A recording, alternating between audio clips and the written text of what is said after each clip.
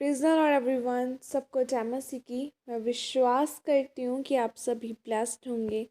आपके घराने, आपके लोग, आप सभी ब्लेस्ड होंगे और खुदावन का रूह पाक आपको छुएगा, साथ करेगा और यह वचन आप लोगों के जीवनों में 1000 गुना फल को लेकर आएगा। आओ मैं उस जिंदा वचन को आपके लिए पढ़ती हूँ, जो वचन हमें परमेश्वर के दास अपोस्टल अंकुर यूसुफ नरूला जी द्वारा और परमेश्वर की दासी पास्टर सोनिया यूसुफ नरूला जी द्वारा दिया जाता है।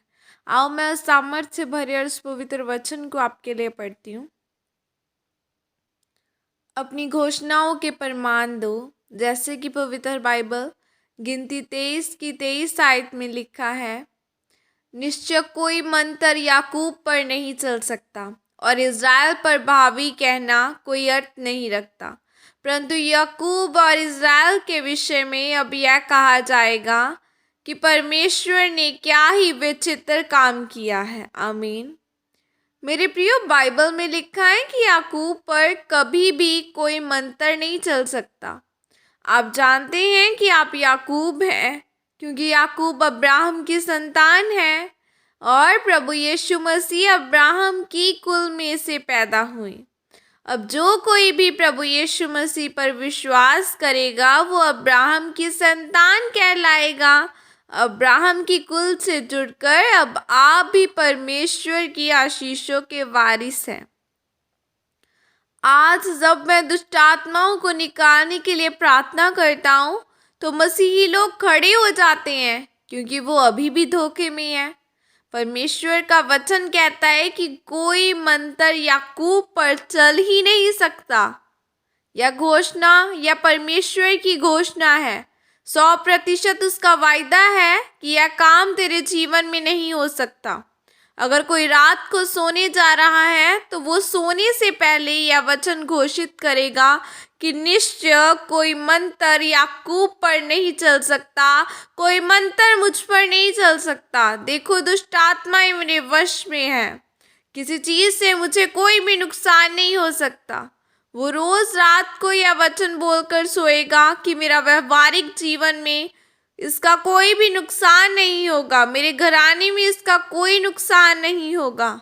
अगर आपका सर दर्द कर रहा है तो आप कहेंगे मेरे सर में इसका कोई भी नुकसान नहीं होगा। शैतान चाहे सर दर्द बढ़ा दे, पर वो 2-4 दिन ही बढ़ा सकता है, उसके बाद उसको छोड़कर जाना पड़ेगा।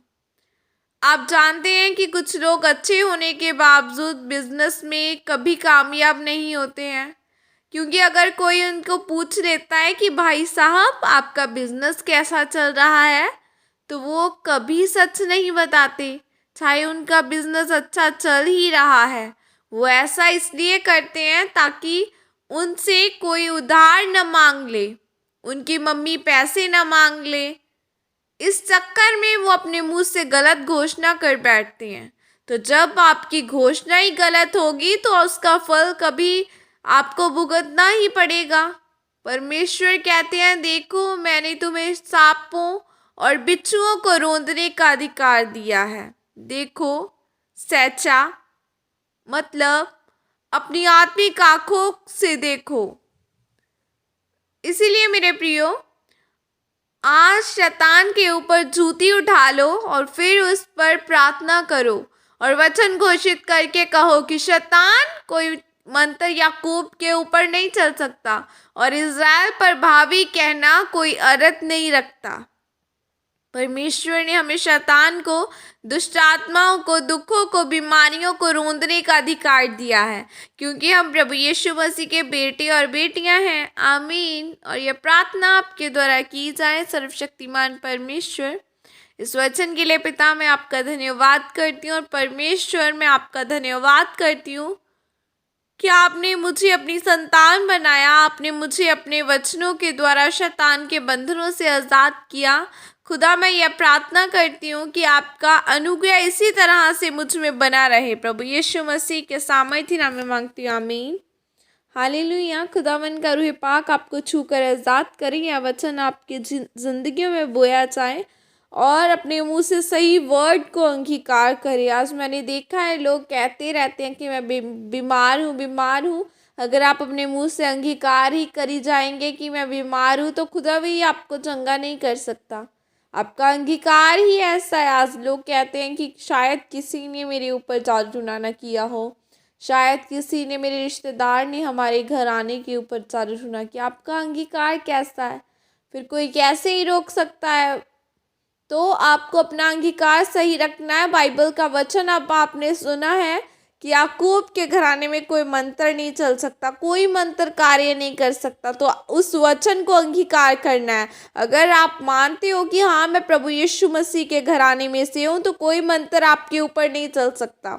सो प्रार्थना में रहे, खुदा के वचन में रहे। खुदावन आपको आशीषित करेगा और एक बड़ी गवाही के साथ खड़ा करेगा। God bless you all. Praise the Lord. जय मसीह सबको।